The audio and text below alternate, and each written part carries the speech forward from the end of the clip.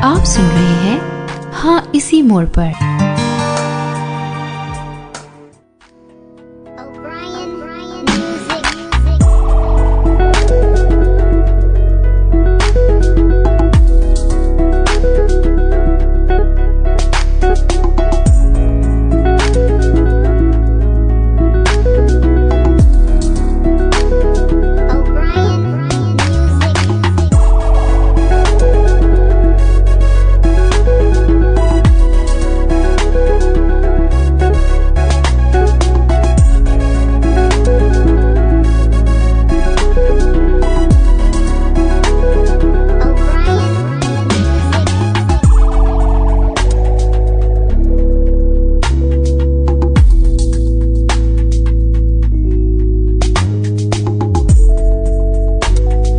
अस्सलाम वालेकुम, मैं हूं फरजाना सफदर और मेरे साथ हैं अरशद और हम आपके लिए प्रोग्राम लेकर आए हैं आज के दिन जो आप सुनते हैं इसी वक्त, और प्रोग्राम का नाम है हाँ इसी मोड़ पर। जी अरशद, कैसे हैं आप? ठीक हैं जी, अल्हम्दुलिल्लाह खैरियत से। सभी सुनने वालों को अस्सलाम वालेकुम। जी, तो हम दोनों ने अपनी मौजूदगी तो बता दी, सामीन हमें सुन रहे हैं इस वक्त, और बड़े बहुत ही मोहतरम आज हमारे स्टूडियो में मेहमान मौजूद हैं और इत्तफाक की बात है कि इनका ताल्लुक भी इंडिया से है और इंडिया के एक मारूफ शहर से है। और अभी प्रोग्राम से पहले हम जब बैठे थे थोड़ी देर और बात की थी अपने मेहमान से, तो उनकी बातें इतनी दिलचस्प मुझे लगी, तो मुझे लगता है कि जैसे वो अपने साथ हमें अपने शहर ले गए और बहुत सारी बातें हुई। अर्शद, ब्यूटीफुल। हम आपको बताएं कि जाहिर सी बात है कि जब हमारे मेहमान हैं आज के, तो प्रोग्राम से पहले उनसे गुफ्तगू हुई है एंड माशाल्लाह मैं ये सोच रहा था कि मैं उनका तारुफ किस तरह कैसे करवाऊं, यानी और किस हवाले से करवाएं? हाँ, किस हवाले? पहला कौन सा हवाले देंगे भाई? ये हैं। हाँ। नहीं, अच्छा ये भी अच्छा। हैं। अच्छा, ये यहाँ से ये भी करते हैं। अच्छा, वो भी करते हैं। तो मैंने बहुत अरशद परेशान मत हो, मैंने बड़ा आसान सा एक उसका हल सोच लिया ना। जी प्लीज। आप तो वैसे भी देर से सोचती हो, मैं बहुत जल्दी पहुंच जाती हूँ। मैंने ये सोचा है कि हम जो है ना अपने मेहमान के बारे में ये कहेंगे कि वो अपने बारे में खुद अपना तारुफ करवाएं। समझा करो ना बात को, तो बस खत्म बात। हाँ। परेशानी खत्म। ये तो मैंने सोचा ही नहीं था। बात भी ऐसी बात नहीं है कि भाई हम जो है ना आपको टाल रहे हैं, कुछ ऐसी बात नहीं है, लेकिन वाकई आज की जो शख्सियत है वो ऐसी हमगीर शख्सियत है, उनके अंदर इतने औसाफ हैं, इतनी एक्टिविटी है और इतनी एनर्जी है माशाल्लाह उनके अंदर। जब वो आपसे बात करेंगे तो आप समझ लेंगे कि हम कहीं पे भी गलत नहीं थे। तो बहुत अब सस्पेंस हो चुका, मैं नाम बता देती हूँ। इंडिया से हमारे मेहमान है, अलीगढ़ से इनका ताल्लुक है और इनका नाम है मोहम्मद हबीबुल नबी, और जनाब उनके साथ उनकी बेगम साहिबा है शहला नबी। और वो शहला मुझे बार बार कहती रही मैंने नहीं बैठना स्टूडियो में, मैंने नहीं बात करनी। मैं कहा नहीं आप आएंगी। अच्छा, आपने क्या सवाल करे? मैंने कहा ये तो मुझे भी नहीं पता कि मैं आपसे क्या सवाल करूंगी, लेकिन आप घबराइए नहीं, हम अपने मेहमानों के साथ बिल्कुल ऐसे बात करते हैं जैसे हम ड्राइंग रूम में बैठे हुए हैं और एक फैमिली की तरह से हम जो है ना बातचीत रखते हैं और उसी में मज़ा रहता है। तो मोहतरम मोहम्मद हबीब साहब, वेलकम। मैं कतर रेडियो का और ख़ास करके फरजाना साहिबा का और अरशद साहब का बहुत मशकूर और ममनून हूँ कि आपने मुझे आज यहाँ पे दावत दी और आपकी दावत पे मैं यहाँ पे आया हूँ। और इंशाअल्लाह मैं अपनी तरफ से पूरी कोशिश करूँगा कि मैं अपने सामाईन को, मैं सब सामाईन को भी अस्सलाम वालेकुम कहना चाहता हूँ और उनके साथ ये भी कहना चाहता हूँ कि आज हिंदुस्तान का रिपब्लिक डे है, तो उन सबको मेरी तरफ से उसकी मुबारकबाद हो। और कतर में सभी को सलाम, और आप जो भी चीज़ मुझसे पूछेंगे मैं पूरी कोशिश करूंगा कि मैं उसका अच्छा से अच्छा जवाब दे सकूं। हबीब साहब, इससे पहले भी हमारी बात हुई तो हमने आपको बताया था कि इस प्रोग्राम में मरकज़ तो हमारा रहेगा हमारा वतन, हमारा घर, हमारे वो दरो दीवार, वो हमारा बचपन, वो हमारे दोस्त, वो हमारे अहबाब जिनको हम छोड़कर परदेश में इस वक्त मौजूद हैं। लेकिन उससे पहले हम शुरू करते हैं कि इस वक्त जहाँ पर आप मौजूद हैं, आप माशाल्लाह आपने कहा था कि आप 15 साल से यहाँ मुकीम हैं और इससे पहले भी आप जो है ना बहुत सारी कंट्रीज में जा चुके हैं और रह चुके हैं। तो ज़रा मुख्तसरन अपना तारुफ अगर पेश करें तो वो बहुत ही अच्छा रहेगा। मैंने अलीगढ़ मुस्लिम यूनिवर्सिटी में अपनी तालीम सन 1980 में मुकम्मल की और उसके बाद फिर मेरी शुरू से ये ख्वाहिश थी कि मैं बाहर मुल्क में जाके नौकरी करूं। अच्छा। और अल्लाह ताला ने, कब से ये ख्वाहिश थी? बचपन से तो नहीं? ख्वाहिश इंजीनियरिंग में जब मैं पढ़ रहा था तो मैंने ये सोचा कि उस ज़माने में अलीगढ़ में एक तरीके से बहुत से लोग बाहर गए और हमने ये भी देखा कि वो बड़े खुशहाल रहे, तो हमने भी सोचा कि हम भी बाहर जाएंगे, देखेंगे बाहर का माहौल कैसा होता है, कैसी ज़िंदगी होती है, किस किस्म के लोग होते हैं। और ये भी सोचा कि पैसा कमाएंगे बहुत ज्यादा? जी, पैसा कमाना भी उसमें शामिल था, लेकिन उसके साथ ये भी देखना था कि बाहर जाके मतलब कैसा लगता है, किस किस्म की जिंदगी होती है। हमको ये भी डर था कि आया हम उसमें कामयाब हो पाएंगे या नहीं हो पाएंगे। आपकी फैमिली में से कुछ लोग बाहर थे पहले? नहीं, उससे पहले मेरी फैमिली से कोई बाहर नहीं था। तो आप में ये ख्वाहिश पैदा हुई कि भाई जाएं, जब आप इंजीनियरिंग कर रहे थे। अच्छा, कौन सी इंजीनियरिंग की? मैंने सिविल इंजीनियरिंग। ठीक है, तो उस वक्त ये डेवलप हो गया कि देन यू हैव, आपको बाहर जाना है भाई। जी, तो मैंने इंजीनियरिंग करके, और क्योंकि मैं स्पोर्ट्स से बहुत इन्वॉल्व था। वो मैं आपके कॉलर पे लगा हुआ जो बैच देख रही हूँ ओलंपिक का, इसके बारे में पूछना है अभी। मैंने देखे हैं ये 2 बैच, कौन से? टेबल टेनिस से कैप्टन भी रहा। और इत्तेफाक से अल्लाह का बहुत एहसान है और बहुत करम था कि मैंने जैसे ही इंजीनियरिंग की थी, बल्कि उससे पहले ही मुझे यूपी इलेक्ट्रिसिटी बोर्ड की तरफ से ऑफर थी, मुझे इंडियन रेलवेज की तरफ से ऑफर थी। अच्छा। दिल्ली डेवलपमेंट अथॉरिटी की तरफ से मेरे पास अपॉइंटमेंट लेटर था, क्योंकि एशियाड 82 का कंस्ट्रक्शन होने वाला था।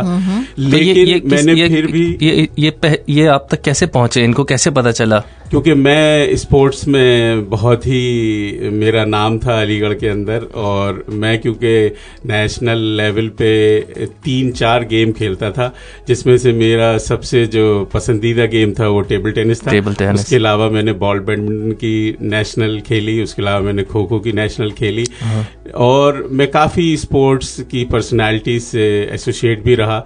उसके अलावा काफ़ी एक्स्ट्रा कैरिकुलर एक्टिविटीज़ में इन्वॉल्व रहता था स्टूडेंट लाइफ। ये शादी से पहले की बात है जी, और हैरत की बात है कि शादी के बाद भी जारी रहा। इसमें मैं अपनी अमूमन वहाँ स्टॉप लग जाता है। बहुत बड़ा क्रेडिट दूंगा। अच्छा। कि मेरी, क्योंकि शुरू से जो स्टूडेंट लाइफ भी थी उसमें पढ़ाई और खेल, और जब मैं प्रैक्टिकल लाइफ में आया तो आज तक भी मैं नौकरी और खेल और बाकी एक्स्ट्रा करिकुलर एक्टिविटीज में बिजी रहता हूँ। nice, और मैं आज सबके सामने इस चीज़ का एतराफ़ करता हूँ कि मेरी बेगम ने मेरा हर मोड़ पे साथ दिया।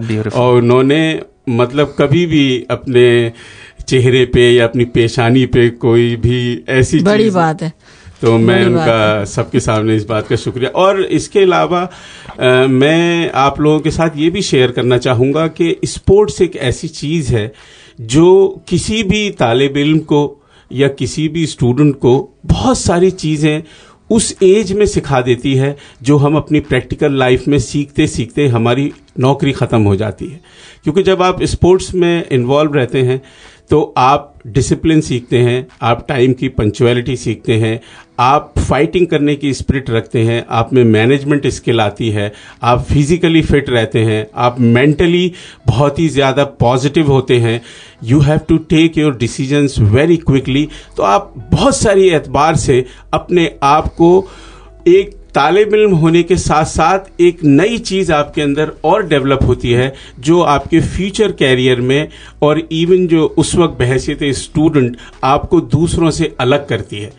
एक स्टूडेंट जो स्पोर्ट्स से जिसका ताल्लुक है वो कितना भी कम उसको नॉलेज हो लेकिन वो ऑडियंस को फेस कर सकता है, वो इंटरव्यू को फेस कर सकता है। वही एक स्टूडियस लड़का हो सकता है 99% उसके नंबर हो, लेकिन जब वो इंटरव्यू देने जाए तो उसके अंदर वो करेज या वो कॉन्फिडेंस ना हो जो उस स्पोर्ट्समैन में है। फिर स्पोर्ट्समैन दोनों पहलुओं को अच्छी तरह से देख सकता है, वो उतार को और चढ़ाव को। हो सकता है वो एक जगह खेल रहा हो वहां पे अपोजिशन हो, लेकिन ही हैव टू परफॉर्म। एक जगह वहां पे वो खेल रहा हो जहां पे उसकी सपोर्ट हो, there also he has to perform. तो उसके अंदर हर किस्म की चीज एक बिल्ट इन हो जाती है और जो उसके कॉन्फिडेंस को बहुत ज्यादा आगे लेके जाती है। परफेक्ट। सो आप इन सारे खेलों में जो है नुमाइंदगी करते रहे न अपनी यूनिवर्सिटी की जानिब से, एंड साथ में आपकी इंजीनियरिंग भी चलती रही। तो फिर उसके बाद क्या सिलसिला हुआ जब मैंने इंजीनियरिंग अपनी मुकम्मल की और फिर मैं वहाँ से इराक गया। तो इराक में पहली दफा मैं इराक में गया। ये कब की बात है, किस सन ये है सन 80 की बात। ओके। और इराक के अंदर एक मिडमैक एक कंपनी है जिसका हिस्सा दोहा में भी है, और ये उस वक्त वर्ल्ड की नंबर 6 या 7th कंपनी थी। हमारे पास 15,000 लोग काम करते थे, और मुझे इस बात का भी शर्फ हासिल है कि मैंने उस वक्त जो वहाँ के सदर थे सद्दाम हुसैन साहब, उनका VVIP टर्मिनल पे जो पूरा स्पोर्ट्स कॉम्प्लेक्स और उसको तामीर कराया, और एक दफ़ा उनकी सडनली वहाँ पे विजिट हुई तो अच्छा। मैंने उनको बनफ़्से नफीस देखा और उनसे मैं मिला भी। तो वो जो प्रोजेक्ट था वो क्या था? एयरपोर्ट हमारा बेसिकली था ब्यूटिफिकेशन ऑफ बगदाद। तो उसके अंदर बहुत सारे काम इन्वॉल्व थे, उसमें ड्रेनेज था, रोड्स थी, टनल्स थी, और it was a big project at that time. $5 billion का उस जमाने में सन 80 में। $5 billion And you were the project manager? I was there as a project engineer. Okay, you've been part of it. अच्छा, fantastic. कितने साल आप इराक में रहे? मैं इराक में 3 साल रहा। और उस वक्त शादी हो चुकी थी? जी, मेरी मंगनी हुई थी, जब शादी नहीं हुई थी उस वक्त। फिर मैंने अपना सफ़र वहाँ से सुल्तान काबूस यूनिवर्सिटी ओमान में शुरू किया। अच्छा। मैंने उसकी तामीर पहले दिन से की। वो भी एक $14 बिलियन का प्रोजेक्ट था, और उस पर मैं शुरू में एज ए प्रोजेक्ट इंजीनियर गया। बाद में फिर मैं प्रोजेक्ट कोऑर्डिनेटर हो गया था, क्योंकि ये मार्गरेट थैचर के लड़के की कंपनी थी जो सीमेंट एशिया इंटरनेशनल के नाम से थी, और वो प्रोजेक्ट एक बहुत ही चैलेंजिंग प्रोजेक्ट था। हमको पूरे 5 साल में 14 स्क्वायर किलोमीटर का डेवलपमेंट करना था। रात दिन 16,000 आदमी उस प्रोजेक्ट पे काम करते थे, और अल्लाह के फजल करम से 1986 में वो प्रोजेक्ट हमने गवर्नमेंट को हैंड ओवर किया। और जब वो प्रोजेक्ट हमने गवर्नमेंट को हैंड ओवर किया तो गवर्नमेंट ने कहा कि तुम भी हमारे पास आ जाओ। और उसके बाद फिर मेरा एक दूसरा सिलसिला शुरू हो गया कि यूनिवर्सिटी के जो मिनिस्टर थे वो, उनसे मेरी बहुत ही करीबी एक तरीके से भाई की तरह थी। और उसके बाद फिर और बहुत डेवलपमेंट हुए, और मुझे इस चीज़ का भी एजाज़ हासिल है कि मुझे सुल्तान काबूस ने बेस्ट वर्कर का अवार्ड दिया, और मुझे उनसे 3-4 दफ़ा मिलने का शर्फ हासिल। Very nice. सो आप इराक गए, बगदाद गए, you met with the head of the state there, फिर आप ओमान आए, वहाँ पे सुल्तान काबूस से ही मिले। तो यानी ये तो बहुत जल्दी माशाल्लाह बहुत सारी अचीवमेंट्स थी उस वक्त तक। फिर आगे का सिलसिला क्या हुआ? आगे का सिलसिला ये हुआ कि जब मैं कतर आया तो कतर में मैंने राज गैस में ज्वाइन किया। अच्छा। और राज गैस में फिर वही चीज़ हुई। ये मैं इसको सिर्फ अल्लाह का एहसान और करम कहूँगा कि हर जगह अल्लाह का मेरे ऊपर बहुत एहसान और करम रहा। और जब राज गैस का इनॉग्रेशन हुआ तो मैं यहाँ के अमीर से मिला, और उस वक्त जो कतर के पेट्रोलियम मिनिस्टर थे वो स्टूडेंट थे, वो यूनिवर्सिटी में टीचर थे, और वहाँ से वो मिनिस्टर बने थे। तो जब उन्होंने मुझे यहाँ पे देखा तो बोले कि हबीब तुम यहाँ क्या कर रहे हो? मैंने कहा now I have joined Raj gas. अच्छा। So he was not believing, he came out of the His Highness, they have protocol, and he met me, so everybody was surprised. तो उसके अलावा वैसे भी मैं वाजपेयी जी से मिला, मैं मनमोहन सिंह जी से मिला, और भी बहुत सारे हेड ऑफ द स्टेट से। स्टूडेंट लाइफ में ही अल्लाह ताला का मुझे पर बड़ा करम था।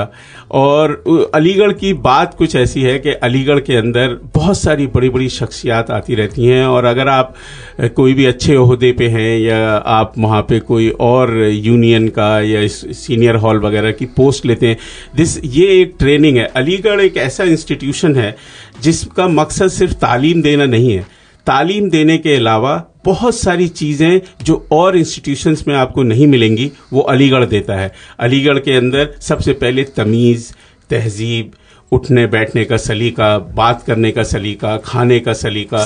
उसके अलावा जो सबसे बड़ी चीज़ देती है कि स्टूडेंट लाइफ में ही वो एक स्टूडेंट को ग्रूम कर देती है कि how you have to manage the events, आपको कैसे प्रोग्राम ऑर्गेनाइज करने हैं। सीनियर हॉल है तो आपको स्टूडेंट्स को या बाकी जो स्टूडेंट्स उनको कैसे मैनेज करना है। आप सीनियर फूड हैं तो खाना आपको कैसे कि सबको अच्छा खाना मिले, टाइम से मिले। तो हर चीज़ का एक सिलसिला है। राइडिंग क्लब है जो एक यूनिक है अलीगढ़ का, जो आपको कहीं नहीं मिलेगा। वहाँ लड़के राइडिंग सीखते हैं। कवर्ड स्विमिंग पूल है जिससे कि ख्वातीन जो हैं वो भी स्विमिंग कर सके। तो बहुत सारी स्केटिंग है, वुडन स्केटिंग फ्लोर उस जमाने में था। बिलियर्ड्स है, बिलियर्ड्स की टेबल 22 टेबल थी जब मैं यूनिवर्सिटी का जनरल कैप्टन था। तो ये बहुत सारी इंस्टीट्यूशंस में उसमें आपको नहीं मिलेगा। और जो सबसे बड़ी बात है जो मैं आप सबके सामने एतराफ़ करना चाहता हूं कि अलीगढ़ में जो तालीम का खर्चा वो ना के बराबर है। मेरे वालिद साहब अलीगढ़ में प्रोफेसर थे, लेकिन उसके बावजूद जो हमने तालीम हासिल की अलीगढ़ में, वो एक तरीके से कहा जाए तो बिल्कुल कोई फाइनेंशियल इम्प्लीकेशन पेरेंट्स पे उतना नहीं पड़ता। फिर अलीगढ़ के अंदर जो और बाकी चीज़ें हैं कि अगर कोई स्टूडेंट है उसके अंदर फीस देने की सलाहियत नहीं है, तो वहाँ के सीनियर्स और वहाँ के उस्ताद भी, उन्होंने उसकी फ़ीस भर दी, उन्होंने उसके बहुत से काम कर दिए और उसको खबर तक नहीं हुई। तो अलीगढ़ में जो ये आपस में बॉन्डिंग थी उस्ताद की और तलबा की और उस्ताद की, वो एक बेमिसाल थी। और उससे जो स्टूडेंट था वो बहुत कुछ सीखता था। उसी हिसाब से वहाँ पे जो इंट्रोडक्शन है, जो स्टूडेंट्स का इंट्रोडक्शन होता था, वो एक सीनियर जूनियर की तमीज़, तहजीब, किस तरीके से उसके सामने पेश होना है।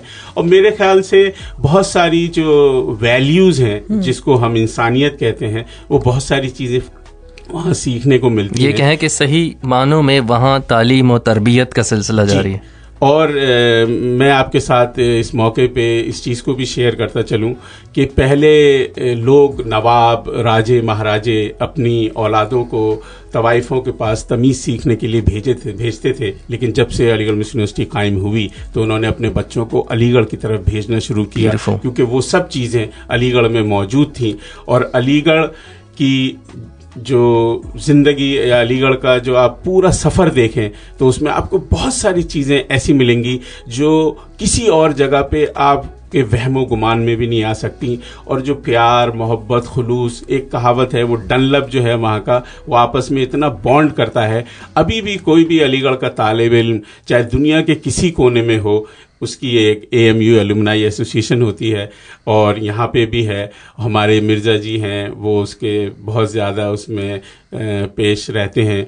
मैं उसका इस वक्त चेयरमैन हूँ एडवाइज़री काउंसिल का। और उसके अलावा जो हम लोगों में आपस में प्यार मोहब्बत है वो देखने के काबिल है। और जब हम अपने वतन से दूर होते हैं तो ये सब चीज़ें बहुत मैटर करती हैं कि अगर आप हॉस्पिटल में चले जाएं और आपको 6 लोग या 10 लोग या 20 लोग 50 लोग पूछने के लिए आएँ तो आप कहते हैं कि यार ये तो मेरे घर की तरह है, this is another home away from home. जी चलें, अभी प्रोग्राम सुना जा रहा है हाँ इसी मोड़ पर, और हमारे साथ मौजूद हैं मोहम्मद हबीब नबी साहब। आपका ताल्लुक़ अलीगढ़ से है, गुफ्तगू जारी है। अभी तो सफ़र शुरू हुआ है, अभी बगदाद से जो है वो दोहा आए हैं। दोहा में क्या क्या करते हैं और काम के साथ साथ एक्स्ट्रा करिकुलर एक्टिविटीज़ में और क्या क्या अचीवमेंट्स हैं, इस पे बात करेंगे हम। एक छोटी सी ब्रेक के बाद एक सॉन्ग सुनते हैं।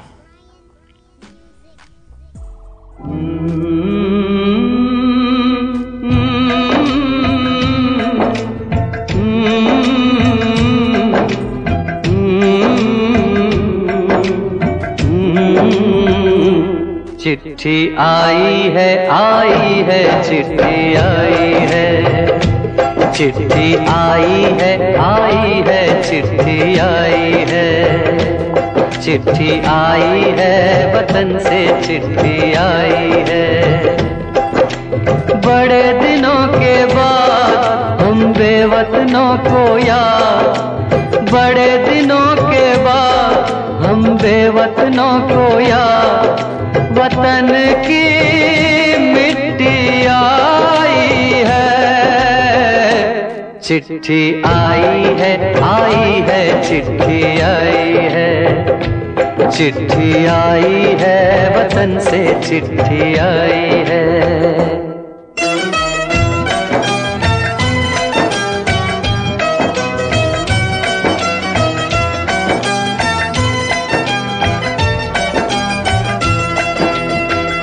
ऊपर मेरा नाम लिखा है, अंदर ये पैगाम लिखा है।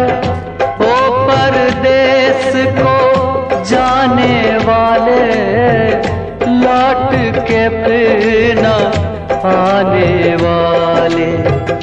7 समंदर पार गया तू, हमको जिंदा मार गया तू, खून के रिश्ते तोड़ गया तू, आँख में आंसू छोड़ गया तू। कम खाते हैं, कम सोते हैं, बहुत ज्यादा हम रोते हैं। चिट्ठी आई है, चिट्ठी आई है, आई है, चिट्ठी आई है, चिट्ठी आई है, वतन से चिट्ठी आई है।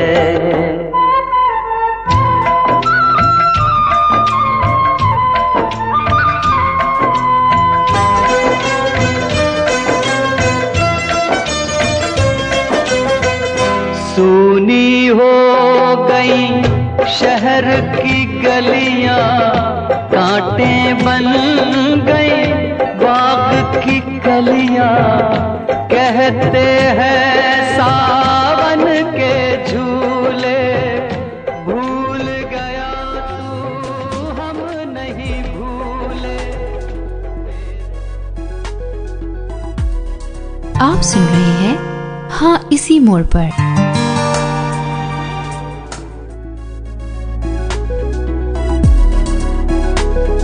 जनाब, और हम आपको लिए चलते हैं उसी मोड़ पर जिस मोड़ पर आपने ये फैसला किया था मोहम्मद हबीब साहब कि मैंने परदेश इख्तियार करना है, फिर आप निकल आए। लेकिन इस वक्त जहाँ पर आप मौजूद हैं, कोई न कोई ऐसी यादें ज़रूर आपके जहन में होती होंगी, कुछ बाज़गश्त होंगी जिनको आप हमारे साथ शेयर कर सकें। सब कुछ होते हुए भी बहुत पुरआसाइश ज़िंदगी गुजारते हुए, बहुत पुरसुकून नींद सोते हुए, बहुत अच्छे दोस्तों के साथ मिलते हुए, बहुत अच्छे माहौल में और ऐसे पीसफुल शहर और कंट्री में रहते हुए, वो क्या चीज़ें हैं जिनको आज आप फिर भी मिस करते हैं? किसी भी शख्स की ज़िंदगी में जो सबसे अहम चीज़ मैं मानता हूँ और मैं उस चीज़ पे बहुत यकीन भी रखता हूँ, वो है उसके वालिदैन, उसके भाई बहन। और वालिदैन की खिदमत करना एक मजहबी एतबार के अलावा वैसे भी हर औलाद के ऊपर ये उसकी ज़िम्मेदारी है कि जब वो इस काबिल हो जाए कि वो भी कुछ कर सकता है तो वो अपने वालिदैन का हाथ बढ़ाए।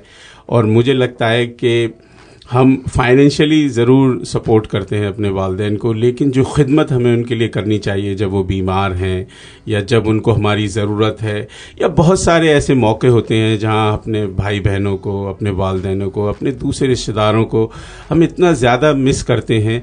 लेकिन फिर एक तरीके से हम अपने आप को ये कह के कंसोल भी कर लेते हैं कि खैर अल्लाह ने हमें इस काबिल किया है कि कम से कम हम नफ्स नफीस तो जाके वो खिदमत नहीं कर सकते, लेकिन शायद उस खिदमत का जो दूसरा पार्ट है, जो आप फाइनेंशियल पार्ट कहते हैं, उसमें हम एक अच्छी तरीके से कंट्रीब्यूट कर सकते हैं। और ये भी एक अल्लाह का बड़ा एहसान करम है कि अल्लाह ने हमें इस काबिल किया है कि कम से कम उस पार्ट को हम अच्छी तरीके से खुश असलूबी से अंजाम दे सकते हैं। लेकिन ये आप कह रहे हैं, अगर आपकी जगह इस वक्त आपकी वालदा बैठी होती और मैं उनसे पूछती कि आपको बेटा माशाल्लाह बहुत अच्छी एक रकम भेज रहा है लेकिन वो आपके पास नहीं है, तो आपको अंदाजा होना चाहिए कि उनका क्या जवाब होता कि ये जो पैसा है ये मेरे बेटे का बदल नहीं हो सकता।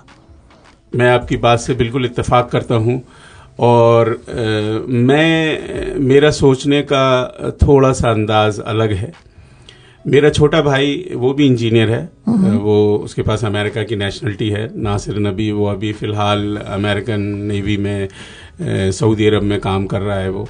लेकिन जब ये मेरे सामने ये मसला आया, क्योंकि मेरे फालिद का इंतकाल 1985 में हो गया था, उसके बाद पूरी जिम्मेदारी मेरे ऊपर आई और जो मैंने अपने सब बहन भाइयों की जिम्मेदारी अपनी तरफ से बहुत अच्छी तरीके से कोशिश की और अल्लाह का मैं बहुत शुक्रगुजार हूँ कि मैं उसमें बहुत हद तक उम्मीद है कामयाब भी हुआ हूँगा।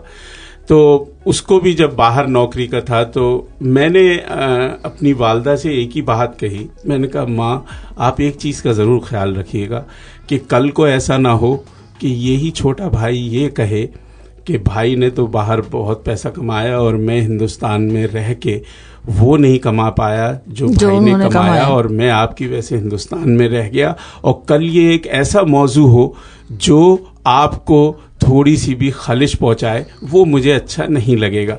अब आपके ऊपर ये फैसला है, आया आप इसको भी इजाज़त देती हैं या नहीं देती। तो मैं अपनी माँ की जितनी भी तारीफ़ करूँ कम है। उन्होंने बड़े खुलूस से दिल से उससे बोला कि बेटा, जो तुम्हें अच्छा लगता है, जिसमें तुम अपना फ्यूचर चाहते हो, जिसमें तुम्हें लगता है कि तुम्हारा फ्यूचर ज़्यादा बेहतर रहेगा, वो तुम फैसला करो। जी, इन्होंने इजाज़त दी, बहुत अच्छी बात है, बहुत अच्छी बात है। तो 2 भाई हैं आप जी, और दोनों बाहर हैं जी। वालदा के पास इस वक्त कौन है? वालदा के पास बहन है, एक बड़ी बहन है जिसका अपना स्कूल है नुज़रत नबी, उसने एमफिल किया है अलीगढ़ से इस्लामिक स्टडीज़ में, वो वालदा के पास रहती है। पहले हमारे चचा रहते थे, अभी वो चचा के बच्चे आते जाते रहते हैं। लेकिन इसमें कोई दो राय नहीं है, मैं आपसे बिल्कुल इत्तफाक करता हूँ कि कोई भी चीज़ उस चीज़ का नेमुल बदल नहीं हो सकती जो हमें अपने वालिदैन के पास रह के मिलता है। बहुत सारे सुकून हैं, बहुत सारी चीज़ें हैं जो हम अपनी माँ को जब सुबह उठ के देखते हैं तो जो एक दिल में सुकून, एक आँखों में एक बहुत ही प्यारी सी कि माँ की आंचल में बैठें, माँ को प्यार करें, माँ के पैर दबाएं, माँ की खिदमत करें, ये चीज़ आपको कोई चीज़ भी नहीं दे सकती। और मेरे ख्याल से हम लोग इसी कोशिश करते हैं हमेशा कि अगर ज़रा सी भी कोई बात हो तो हम लोग फौरन दौड़े। तो आप जाते हैं, अभी विजिट करते हैं? फौरन हम लोग फ्रीक्वेंट विजिट है, 3-6 महीने में विजिट कर रहे हैं माशाल्लाह। नहीं तो जाहिर सी बात है कि वालदा के साथ भी हैं, और अगर आप उनको ज़्यादा मिस करेंगे तो देन आप उनको बुला भी लें। उसके अलावा हमेशा ये कोशिश करता हूँ कि अगर कोई भी बात हो तो या तो मेरे बच्चे या मेरी बेगम फौरन वहाँ पहुँचे और कोशिश करें कि जितना ज़्यादा से ज़्यादा खिदमत हो सकती है वो। Absolutely true. And then I believe कि जो माशाल्लाह आपकी कामयाबियां हैं वो माँ की दुआएं हैं, और एंड वो उसका समर है उनकी दुआओं का, जिसे वो जब आपकी कामयाबियां सुनती हैं तो वो जो खुशी उनको मिलती है, आई थिंक उसका भी कोई नेमल बदल नहीं है कि अपनी औलाद को कामयाब देखना। 100% यकीन रखता हूँ कि आज मैं जो कुछ भी हूँ उसमें सबसे पहले मैं अल्लाह रब्बुल इज़्ज़त का शुक्र अदा करता हूँ, उसके बाद अपने वालिदैन का शुक्र अदा करता हूँ कि उन्हीं की दुआओं की वजह से जो कुछ भी अल्लाह ने मुझे दिया है या जो भी सलाहियत मुझे दी है ये उसी वजह से है।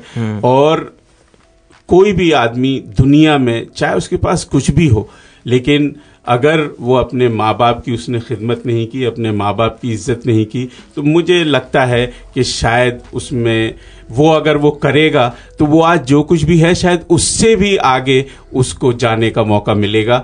और मैं इस वक्त इस कतर रेडियो की तरफ से सब लोगों से इस चीज़ की गुजारिश करूँगा कि आप अगर किसी वजह से अपने माँ बाप के लिए वो नहीं करते जो आपको करना चाहिए, तो इसी वक्त या कल सुबह तक आप अपने वालिदैन को कांटेक्ट करें और उनसे अपनी कमियों की और अपनी कोताहियों की माफ़ी मांगे। और आप देखिएगा कि अगले 15 दिन में आपके लिए क्या क्या नई चीज़ें, क्या क्या अच्छी अच्छी चीज़ें शायद आपके किस्मत में अल्लाह ताला डाल दे, क्योंकि देने वाला अल्लाह है, कोई भी कुछ उसका कोई कुछ नहीं दे सकता।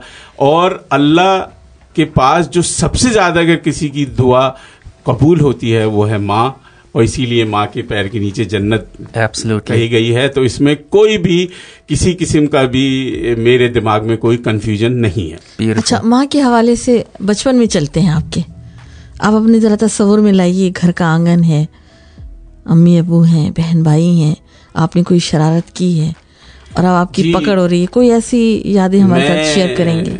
अक्सर क्या करता था कि आप शरारती थे? जी, मैं बहुत ज़्यादा शरारती था और मैं खेल में बहुत ज़्यादा इंटरेस्टेड था, जबकि मेरे वालिद साहब चाहते थे कि मैं हर वक्त पढ़ूं, लेकिन वो चाहते थे पढ़ लिख कर बच्चा जो है वो किसी लेकिन मैं हमेशा इस चीज़ पे यकीन रखता था कि पढ़ाई का एक वक्त है, खेलने का एक वक्त है। अच्छा। और इवन एक आध दफा ऐसा भी हुआ, क्योंकि पुराने जमाने में जो वालिद होते थे वो थोड़े सख्त होते थे। अच्छा, नहीं आजकल के भी बड़े सख्त होते हैं, ऐसी बात आजकल तो खैर बहुत ज्यादा फ्रेंडली हैं।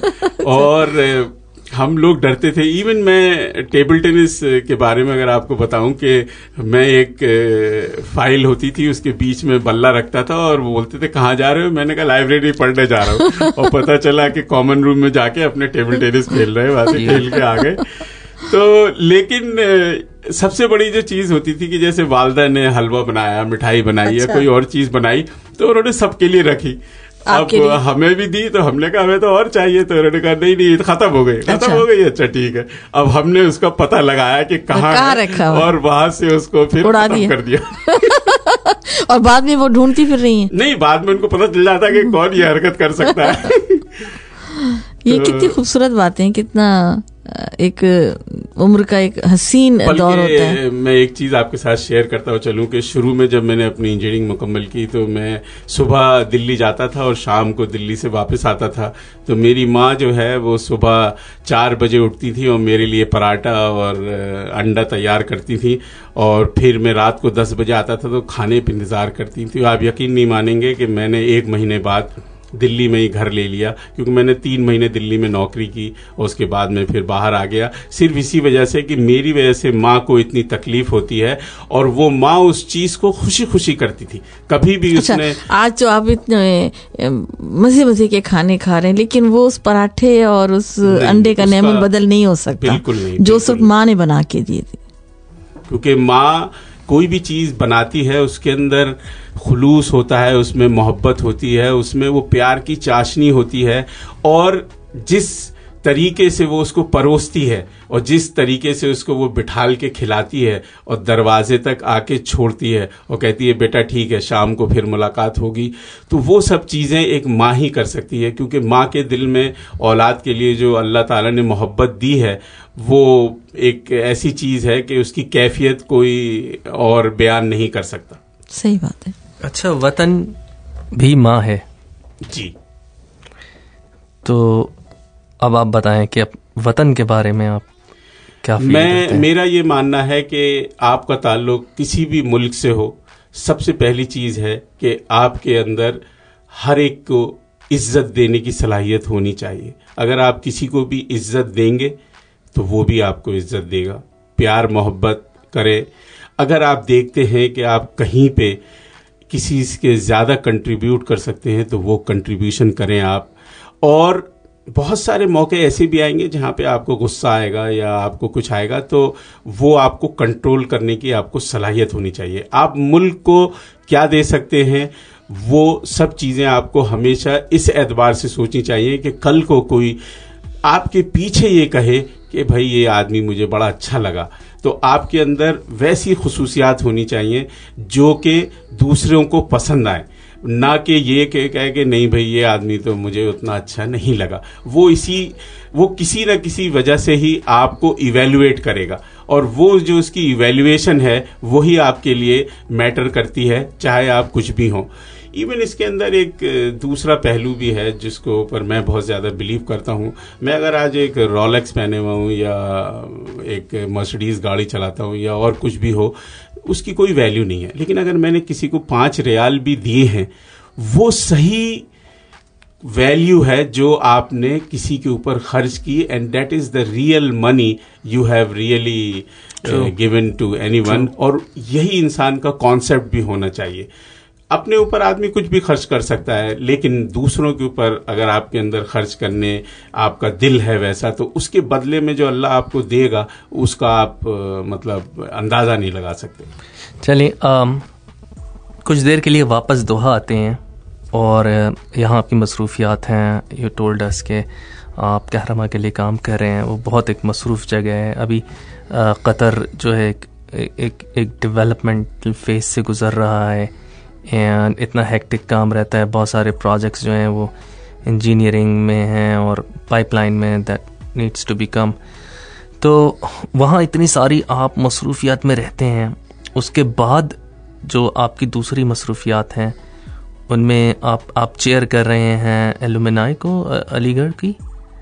Yes, and what other activities that you have? मैं यहाँ पे बहुत सारी एक्टिविटीज़ में इन्वॉल्व हूँ, और क्योंकि मैं स्टूडेंट लाइफ से काफ़ी एक्टिव रहा तो मुझे इतना बोझ नहीं लगता। मैं इससे पहले इंडियन कल्चर सेंटर, यहाँ पे करीब 6 लाख हिंदुस्तानी हैं, तो Indian culture centre is an apex body of embassy of India. India की यहाँ 3 एपेक्स बॉडीज़ हैं इंडियन एम्बेसी की। One is the Indian culture centre which takes care of the cultural activities. एक है इंडियन कम्युनिटी बेनोवलेंट फोरम जो कि charity के काम देखती है। एक है IBPN जो बिजनेस डेवलपमेंट्स जो है उनको देखती है। तो मैं अल्लाह के फजल करम से इंडियन कल्चर सेंटर का जनरल सेक्रेटरी भी रह चुका हूँ, माशाल्लाह। और उसके अलावा मैं इंडियन कम्युनिटी बेनेवोलेंट फोरम का वाइस प्रेसिडेंट था अभी। तो मैंने बहुत सारे चैरिटी के काम किए। यहाँ पे हम लोग जो चैरिटी है वो इस एतबार से करते हैं, किसी की डेथ हो जाए तो हमारे पास पूरा एक प्रोसीजर है कि उसकी जो है डेड बॉडी कैसे हिंदुस्तान जाएगी। हमारे पास एक कॉन्ट्रैक्ट है एयर इंडिया का जो कि डेड बॉडी यहाँ से फ्री ले जाती है, जो कि हमारे मिनिस्टर पहले जो थे एविएशन के उनसे हमारा एक माहिदा है। यहाँ पे एक कंपनी है सीशोर कंपनी जो सबको ताबूत जो है वो फ्री में देती है।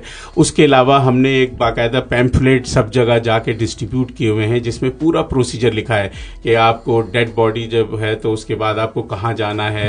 लुलू के पास एक ऑफिस है, वहाँ जाके आपको सर्टिफिकेट पे मोहर लगवानी है, फिर आपको और जगह जाना है, फिर एम्बेसी जाना है, फिर पासपोर्ट कैंसिल कराना है, फिर आपको उस पेपर को लेके मॉर्चरी में जाना है, फिर मॉर्चरी अल्लाह ना करे कि ये नौबत आए। नहीं, लेकिन इन सब चीजों से जो ऑल थ्रू इंडियन एम्बेसी, यानी अगर खुदा न खास्ता है तो it is through Indian embassy. जी अच्छा, ये तो आपने कह दिया ना कि अगर कोई इसकी तमन्ना तो नहीं करेगा। मुझे वो बताइए जो जिंदों के साथ आपने किया है। हम लोग यहाँ पे क्या है मेडिकल कैंप्स लगाते हैं। मेडिकल कैंप्स में हम लोग कोशिश ये करते हैं कि जो भी लोग इस काबिल हैं कि जो मतलब दवाइयाँ अफोर्ड नहीं कर सकते या उनको बीमारियां हैं लेकिन नहीं मालूम है, वो मेडिकल कैंप्स लगते रहते हैं। जी, वो हर 2-3 महीने में लगते हैं। बहुत सारी ऐसी ऑर्गेनाइजेशन हैं जो वो मेडिकल कैंप यहाँ पे करती हैं। और उसके अलावा ब्लड डोनेशन है। उस मेडिकल कैंप में जो सबसे अच्छी बात यह है कि हम ये भी इवेलुएट करते हैं कि पहले इसको कौन सी बीमारी है, फिर अगर वो उसका भी इलाज नहीं कर सकता तो हम उसका हेल्थ कार्ड बनवाते हैं फ्री में।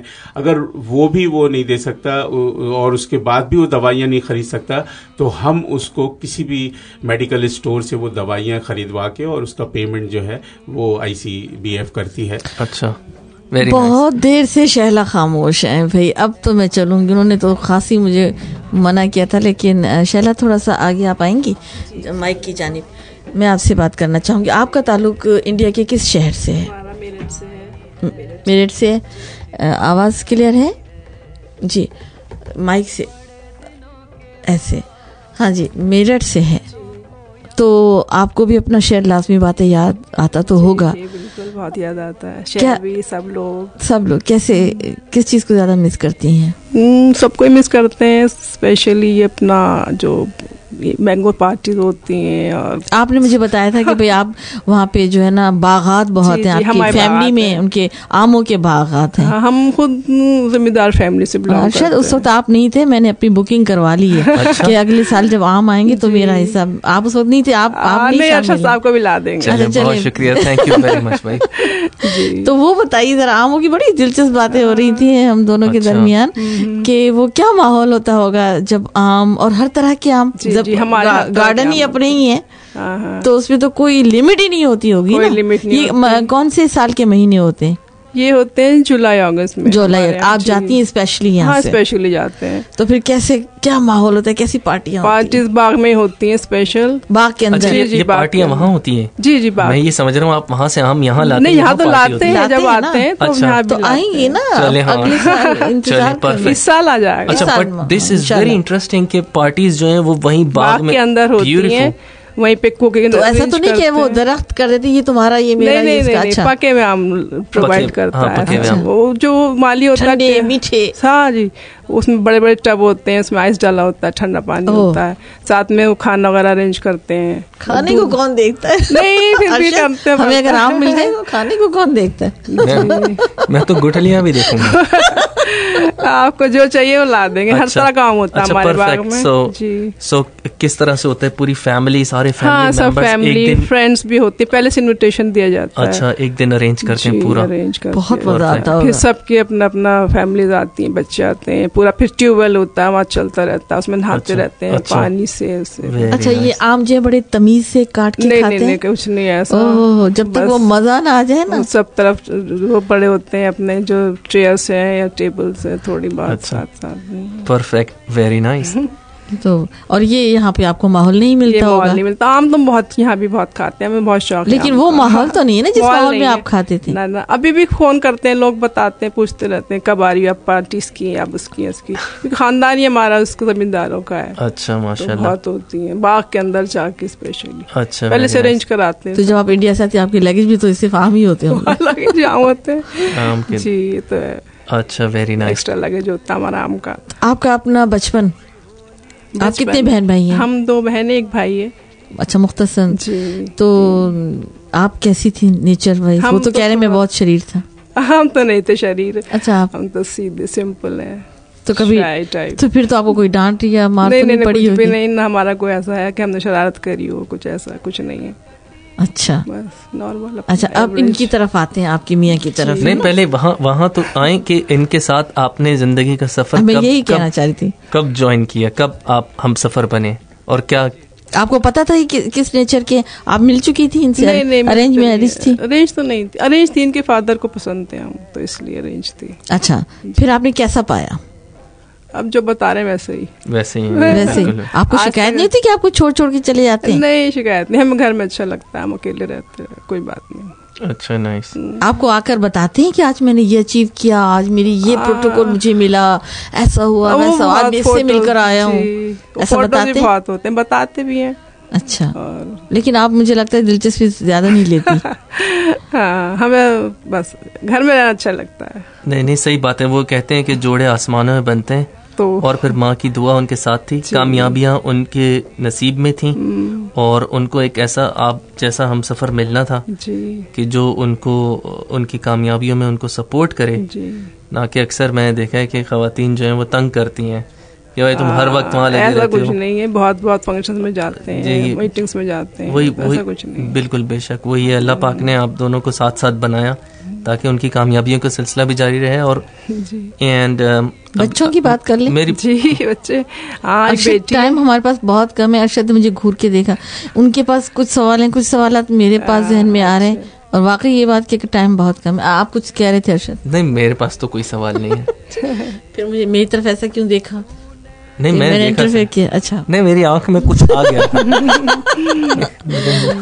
तो एनीवेज अच्छा अच्छा बच्चों की बात कर रही थी। जी, उनके एजुकेशन के बारे में। कितने बच्चे हैं आपके? हमारे 2 हैं, एक बेटी एक बेटा है। क्या करते हैं? ईमान है एक बेटी, वो उसने कॉर्नेल से यहाँ से मेडिसिन किया है, और आजकल अमेरिका में MD कर रही है।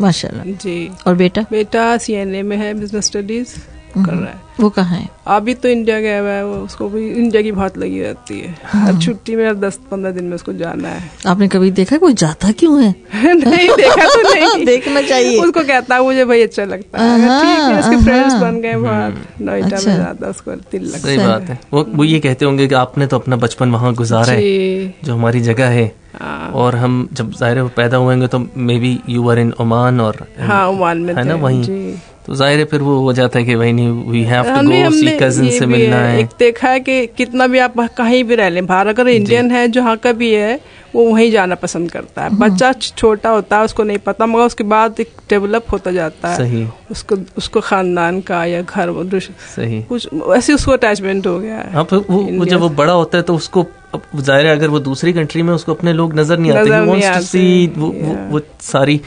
एब्सोल्युटली, और वो फिर मट्टी की कशिश है वो वहीं ऐसी, जाता है, हाँ। वो है हम ऐसी लोग भी कुछ। वहीं, और बेटी आती है तो वो भी स्पेशली किसी की शादी हो कुछ स्पेशल, उसको वहीं जगह टिकट डायरेक्ट जाना है वहीं। हाँ, वहीं उसको Beautiful. अटेंड करनी है। वो जगह है वहीं का पानी और हवा।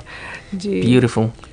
Okay perfect. सो मैं ये पूछ रहा था कि सफर कब ज्वाइन किया और कैसे हुआ ये कुछ उगलवाना चाह रहे हैं आपसे? नहीं वो तो जी आज तो बता ही दीजिए। 1985 में हम लोगों की शादी हुई, अच्छा। अल्हम्दुलिल्लाह। और मैं जब इराक में नौकरी करता था तो मेरे वालिद साहब, क्योंकि इनकी नानी का घर हमारे घर के बराबर में था, तो वालिद साहब ने इनको पसंद किया, और जब मैं छुट्टी पे आया तो उन्होंने बताया। तो आपके घर के बराबर में इनकी नानी का घर था। अच्छा। नानी और नाना का। तो ये वहीं अलीगढ़ में ही तालीम हासिल करती थी। आप नानी से मिले थे? जी जी जी, इनकी नानी से? इनकी नानी से। आपने उनके कुछ खाका बना लिया होगा जहन में, नानी ऐसी है तो फिर नवासी ऐसी होगी। जी जी जी, नहीं मेरे दिमाग में कोई खाका तो नहीं था, लेकिन ये है कि हम इनके ख़ानदान को अच्छी तरह से जानते थे और हमारे वालिद साहब का और हमारी वालदा का इनके यहाँ बहुत आना जाना था। और जब मैं यहाँ पे शायद इराक में नौकरी करता था तो ये हमारी बहनों के साथ उनकी दोस्त थी, तो शायद उसी बीच में वालिद साहब ने जी जी जी। और फिर जब मैं आया तो मुझसे वालिद साहब ने कहा कि भाई ऐसी ऐसी बात है, तो मैंने सिर्फ उनसे एक ही बात कही, मैंने कहा अगर आप दोनों को पसंद है तो मुझे भी पसंद है, मुझे उसमें कोई नहीं सीधे साधे थे वाकई। दरअसल इसके पीछे मैंने फिर आपको वही बात बताई कि मैंने जितनी अपने वालिदैन की इज्जत की है शायद मैं उसको एक्सप्लेन तो नहीं कर सकता। और क्योंकि मैं अपने वालिद को बहुत अच्छी तरह से जानता था, मैं वालिद से वैसे तो इतना इंटरेक्ट नहीं होता था, लेकिन वालिद साहब का जो लेवल था वो मुझे मालूम था कि ये किस लेवल के आदमी हैं। बहुत ही ज़्यादा, यानी नहीं उनके अंदर जो, because he was in Islamic philosophy, तो उनका जो मजहब, वो जो उनका किसी भी चीज को इवेल्युएट करने का जो, वो हम आज दुनिया में हमने बहुत सारी चीजें हासिल की हैं, अब भी हम समझते हैं कि हम अपने वालिद के 5% भी नहीं है। The depth he has in his thinking, the way he knows the Islam, और जिस तरीके से वो चीज़ों को इवेल्युएट करते थे। जब उनकी डेथ हुई थी तो उस वक्त करीब 14 लड़के उनके अंडर में PhD कर रहे थे, तो he has a different class which we can never touch। और जो भी उनको, क्योंकि वो रोज़ाना सुबह आयतुल कुर्सी और साथ में कुरान और उसके बाद इंग्लिश में भी उनको उतनी नॉलेज, वो जब भी जाते थे as a visiting professor America, तो वहाँ पे लोग, मतलब उनके पास बड़े बड़े डॉक्टर्स उनको यॉस्ट पे लेके जाते थे और वो उनसे इस्लाम के बारे में क्वेश्चन पूछते थे और फिर उसके बाद इस्लाम को कबूल करते थे। तो उनके पास जो नॉलेज थी वो हम कितनी भी तालीम हासिल कर लें शायद वहाँ तक ना पहुँच पाएं, और हमारे लिए उस लेवल को समझना भी ज़रा मुश्किल हो जाएगा। अच्छा, वो तो आपने अभी फरमाया कि भाई मैं बहुत इज्जत करता हूँ अपने वालिदैन की, अल्हम्दुलिल्लाह, बहुत अच्छी बात है। आप क्या समझते हैं कि आपकी जो औलाद है वो उतना कर पा रही है जितना आपने की? आजकल औलाद इज्जत तो करती है, लेकिन वो लेवल नहीं है जो हम लोगों का था।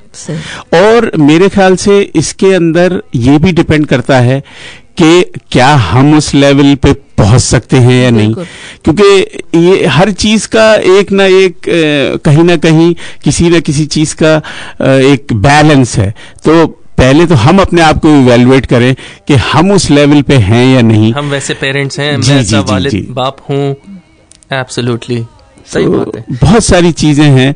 अब जैसे मेरी बेटी ने यहाँ से MD की और अभी वो वहाँ हाउस जॉब कर रही है अमेरिका में, तो हमारे लिए ये एक बाइस से फक्र बात है। और मैं इसमें बहुत ज़्यादा क्रेडिट अपनी बेटी को देना चाहूँगा, because she was adamant that yes she want to do from the Cornell only. नहीं तो मैं तो उसको अलीगढ़ में या लखनऊ में एडमिशन दिलाना चाह रहा था डोनेशन से कि तुम यहाँ से मेडिकल करो, क्योंकि हम लोगों को पता नहीं हमारी कब तक यहाँ नौकरी है, हम उस फीस को दे सकते हैं नहीं दे सकते हैं, लेकिन बच्चे के अंदर खुद ये चीज हो। तो वही है कि जब मैं स्टूडेंट लाइफ में था तो हम लोग बहुत सारी चीजों को सोचते थे। और मुझे एक बड़ा अच्छा शेर याद है कि वज़ा के पाबंद हम दीवानगी जिद्दत पसंद, वज़ा के पाबंद हम दीवानगी जिद्दत पसंद, लोहा फिर गलाया जाएगा कैस की जंजीर का। तो एक जो इंसान के अंदर जुस्तजू होती है, क्योंकि नेचुरल बात है कि जब तक आपके पास कोई टारगेट ना हो, जब तक आपका कोई एम्बिशन ना हो या आपको कोई मोटिवेट ना करता हो, तो आप बहुत सारी चीज़ों की तरफ उतने माइल नहीं होते जितना कि मतलब जब ये सब चीज़ें होती हैं। आपको माशाल्लाह बहुत सारी कामयाबियाँ मिली हैं एंड यू आर स्टिल माशाल्लाह going on and on and on. वो क्या पैशन है? एक तो ये होता है कि you want to be on top of the fields that you are in, कि भाई मैं अब टेबल टेनिस खेल रहा हूँ, मैं इसमें टॉप करना चाहता हूँ, मैं अब हॉकी खेल रहा हूँ, मैं ये करना चाहता हूँ, या मैं इंजीनियरिंग कर रहा हूँ, civil engineering, I should be the one के जिसके सबसे हाईएस्ट मार्क्स आए वो मेरे हों, तो आपकी कामयाबियों पर के पीछे आप क्या समझते हैं कि क्या वो एक जज्बा है जिससे माशाल्लाह आप कामयाबियां हासिल करते चले जा रहे हैं? मेरा काम करने का तरीका ये है कि मैं अपनी तरफ से मेहनत करता हूँ और उसका जो रिजल्ट है या जो उसका रहमत है वो अल्लाह के ऊपर छोड़ देता हूँ। और मेरा यकीन है आज तक, और मैंने इस चीज़ को प्रैक्टिकली और अपनी लाइफ में देखा है कि वो कामयाबी अल्लाह की तरफ से आती है। और बहुत सारी चीज़ें तो ऐसी हैं कि I can never dream in my life, लेकिन वो सब चीज़ें ऐसी आती चली जाती हैं, ऐसा लगता है कि जैसे कोई एक स्टोरी लिखी हुई है और हम उसके अंदर सिर्फ दाखिल होते चले जा रहे हैं। बाकी अगर कोई कहे कि मैं ये कर सकता हूँ, मैं वो कर सकता हूँ, आई थिंक ये थोड़ी सी ज्यादती होगी। और मैं इसका पूरा क्रेडिट अपने अल्लाह को और वालिदैन को ही देना चाहूँगा।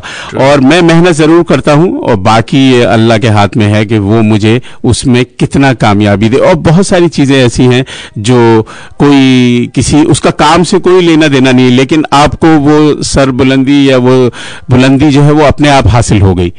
अच्छा, आपने अपनी कामयाबियों में आपके साथ जो भी लोग हैं आपने उनको भी शामिल रखा। वी टॉकिंग अबाउट, आपने ये कहा कि जब वंस आप स्टेबल हो गए, आपने कदम जमाए, दैन यू स्टार्ट हेल्पिंग अपनी फैमिली मेम्बर्स जो हैं उनमें से जिनकी हेल्प हो सकती है, जो आप समझते हैं। फिर आप उन्हें अपने मोहल्ले में देखा कि वहाँ अगर कोई है तो फिर उनकी हेल्प, एंड देन फिर आपने अपनी यूनिवर्सिटी में और ऐसे लड़कों को देखा। तो आई मीन ये जज्बा वाकई काबिल कदर है। जी, मैं इसके बारे में ये सोचता हूँ कि किसी भी आदमी को अगर अल्लाह ताला ने किसी भी काबिल किया है, ज़रूरी नहीं है कि जैसे मैं एक फील्ड में हूँ जहाँ पे मैं लोगों के साहिब रोज़गार के लिए अल्लाह मुझे चुनता है और मैं उस चीज़ को अंजाम कर सकता हूँ। बहुत से लोग हैं जिनको अल्लाह ने बहुत सारी सलाहियतों का मालिक बनाया है। तो अगर अल्लाह ने आपको कुछ दिया है तो आप कोशिश करें कि आप भी उसको आगे बढ़ाएं। बहुत सारे लोग हैं जो साहिब सरवत हैं, एंड यू वुड सी कि वो यानी जो अपने इमीडिएट रिलेटिव्स हैं वो छोड़कर और दुनिया भर में चैरिटी करते फिर रहे होते हैं। तो हुक्म तो सबसे पहले ये है कि भाई आप अपने क्लोज रिलेटिव्स की मदद करें सबसे पहले, एंड देन हमसाए।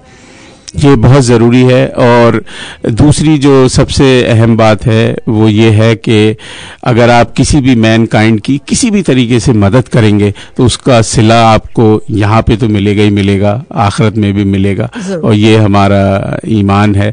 और मैं सोचता हूँ कि बहुत से लोग ऐसे हैं जो इन सब कामों में बहुत बढ़ चढ़ के हिस्सा लेते हैं और लोगों को उस चीज़ के बारे में पता भी नहीं चल पाता। तो बहुत से लोग जो इस काम को शायद उस लेवल पे ना करते हो, मेरी उनसे गुजारिश है कि वो भी आगे आएं और इन कामों में हिस्सा लें और फिर उसके बाद देखें कि उनके पास क्या सुकून आएगा, क्या बरकतें आएंगी, क्या रहमतें आएंगी। वो उसको शायद कहेंगे कि अरे मैं इस मामले में गाफिल था। जी, बहुत सारे इस वक्त हमारे सामीन आपको सुन रहे हैं, तो प्रोग्राम के आखिरी मिनट्स हैं, कुछ पैगाम देना चाहेंगे अपने सामीन को? जी, मैं अपने जितने भी सुनने वाले भाई हैं उन सबसे कहूँगा कि आप यहाँ पे आए हैं एक अच्छे रोज़गार के लिए। आप उसको रोज़गार आप जो भी हासिल करते हैं कोशिश ये करें कि उसका सही इस्तेमाल हो। अगर किसी के पास 500 रियाल हैं और वो जाके 400 रियाल की शॉपिंग कर लेता है जिसकी, या खाने में उड़ाता है, तो उसके बजाय ये है कि वो किसी कंस्ट्रक्टिव काम में लगाए उसको। वो ये कहेगा कि मेरी तनख्वाह बहुत कम है। नहीं, तनख्वाह कम होना ये अल्लाह की मर्जी है, हो सकता है कब उसको क्या मिल जाए कुछ पता नहीं। 400 खर्च कर रहा है तो आखिर में रोए। और दूसरी चीज ये है कि कोई भी जो है वो हर हाल में चाहे वो शादीशुदा हो या गैर शादीशुदा हो अपने माँ बाप का जरूर ख्याल रखे।